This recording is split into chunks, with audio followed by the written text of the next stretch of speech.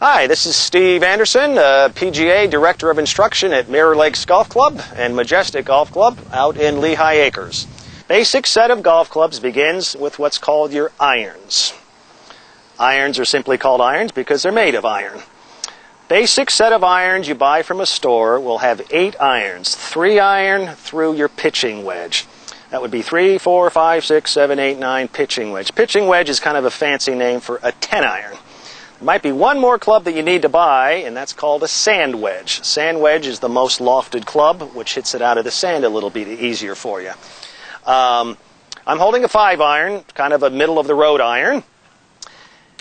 And if I hold a 6 iron right next to it, of course all the clubs have numbers on them, but one feature some golfers don't know, every club in every set that's ever been made, one club is a ½ inch longer than the other. A 5 iron is longer than a 6. A 4 iron is longer than a 5. A 3 iron is longer than a 4. So don't be surprised when you pick up your clubs. They're all different lengths. They're supposed to be all different lengths. Of course, the longer a club is, it makes you hit the ball a little bit longer. The next clubs in your bag, of course, are called your woods. Kind of the funny thing, in the last 20 years or so, they don't make woods out of wood anymore. For, 200-300 years, heads of woods were made out of persimmon wood. There's actually a tree called a persimmon wood. No manufacturers that I know of make wooden woods anymore. Nowadays, they're either steel or the really nice ones are made of titanium. Titanium and steel are harder than wood, so the ball actually goes a little bit farther. Even Tiger Woods and all those fellas nowadays use titanium. Basic set you'd buy from a store comes with a 1 wood, which is called your driver, your 3 wood, and your 5 wood. You don't have to buy all 3 if you don't want to. There's also 2 woods, 4 woods, 5 woods, 7 woods. But for kind of an introductory set, 3 woods will keep you very happy for many, many years. Now, driver is the largest club in the bag. You can see the difference between the size head of a driver and the size head of a 3 wood. The driver is the longest hitting club in the bag. This is the club that you would begin the hole with. Somebody like Tiger Woods can hit this 325 or 30 yards. I can't quite do that either. I'd say the standard drive for an amateur is about 200, 225 yards. But a driver will be about 20 yards longer in distance than a 3 wood, which would then be 20 yards longer than your 5 wood. Now, there's several components of the head of a golf club. I'll go back to an iron here. The head of a golf club has several features on it. The golf head in general has 2 features. This is called the toe of the club. This is called the heel of the club, just like the toe and heel of your shoe. Of course, dead center, where you want to hit the ball, is called your sweet spot. A ball that's hit on the sweet spot will go substantially farther, sound better, feel better certainly, than a ball that's struck out toward the heel or the toe a little bit. Heads of golf clubs, of course, have numbers on them. I mentioned 3, 4, 5, 6, 7, 8, 9, pitching wedge, and so forth. This is a 5 iron. A 5 iron is called a 5 iron because the club is made with a certain degree of loft or angle. This angle is what launches the ball up in the air a certain height.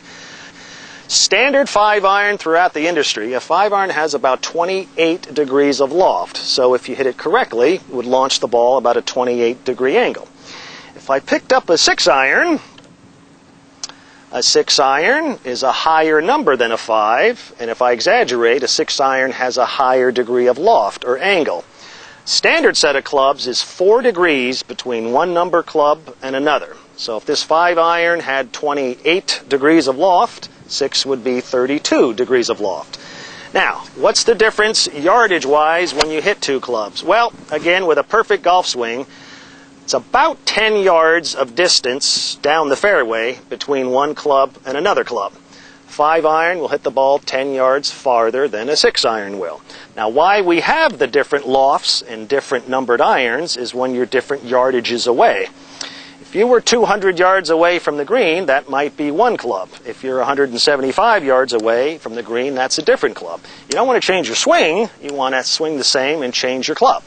So, having an understanding of what basic equipment is, numbers, lofts, grooves, all those things, can get you started on the right track. This is called the hosel of the club. That's spelled H-O-S-E-L, hosel. This is going to be your enemy. You never want to hit the ball on the hosel. That produces a shot called a shank, and golfers know shank's your worst enemy, so we won't even talk about that anymore. Then, of course, we have the grooves of the club. All golf clubs have grooves on them. Grooves do several things. For a very good player, when you hit the ball sort of squishes or compresses into the grooves. Grooves impart backspin. Backspin helps make the ball rise up in the air, hits a little farther, but also when the ball lands on the green with more backspin, that's what makes the ball stop. If you hit an iron with no grooves on it, it would land on the green and roll over the green. It really doesn't get much spin on it. Then, of course, we have the shaft of the golf club. There are literally hundreds of varieties of shafts on the market, longer ones and shorter ones and heavier ones and steel ones and graphite ones.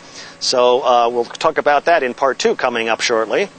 Then the last component of your golf club is your grip. There again are hundreds of varieties of grips.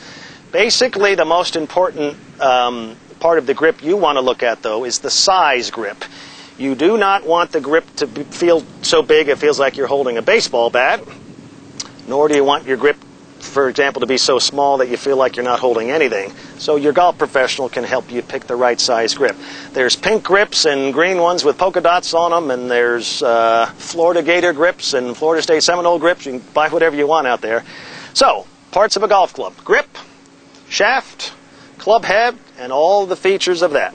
In the last several years, 5-6 years, there's been kind of a new invention in golf, and I personally think it's one of the smartest inventions I've ever seen. It's called a hybrid. A hybrid, to have a funny explanation, is kind of half an iron, half a wood.